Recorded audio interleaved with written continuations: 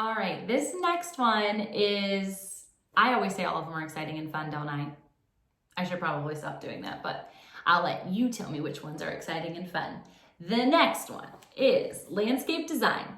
And this is basically just a probed questionnaire that I want you to consider. You can say yes or no, or if there's additional questions, I know there's 1,000 other additional questions that I did not cover. But what I want you to consider is what your typical landscape would look like. So if you think of landscape in your yard, you think of all the different flower beds and the colors that are blossoming. Again, I'm sticking with the root analogy here. You got that? You have to know where the sun is going to be at certain times of day, what animals are in your yard, what types of bugs are going to inhibit their growth, watering systems, all the things, right? You're considering your landscape design before you just throw it out there. That's what we're doing with your business, with your God dream.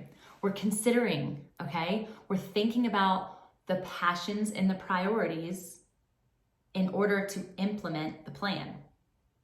Okay, so questions like, do you have a team? Are you traveling? Are you working remotely? Are you working on weekends? Do you work at night? Do you work at day? Are you an early bird? Are you a night owl? What does your day look like? What time do you wake up? What time do you go to sleep? Are you prioritizing your health? Are you adding to your offerings? Are you expanding your markets? Everybody's going to be in a different state here. And I understand that your questions now might not be your questions in 5 years. And that's okay. Just like the Empower Tree, where you can do this quarter by quarter, you can do this annually, you can do this seasonally. This is the same exact thing. But overall, I want you to determine, and you can use the back of this page, what does your typical work week look like? In those typical work weeks, so we have 52 weeks in a year, you can include what travel weeks you would like in there. Or if you're not traveling, if that's not it, it's family time or whatever. What breaks are you having?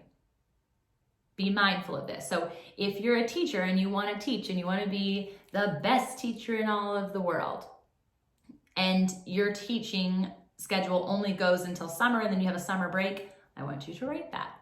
Summer is your free-for-all, right? And you're prepping for the next year. So landscape design, analyze what's happening, what you hope to happen, how you plan for it to emerge, so that we can structure the things that you're actually going to implement around the things that you want. If you aren't doing this, you're cultivating, you're creating a bunch of flower beds so that they look pretty, and you're putting pansies in that are gonna die in 2 months. Okay, we want to think of evergreen. We want to think of places and spaces that you are going to venture in the future that are going to be healthy based on where you plant now. I love this analogy. My husband uses it for your diet landscape design. I actually talk about it in the Fit and Faith podcast a lot because it's so good. But I think in order to parallel to business, it's got so much richness to it as well. If you have any extra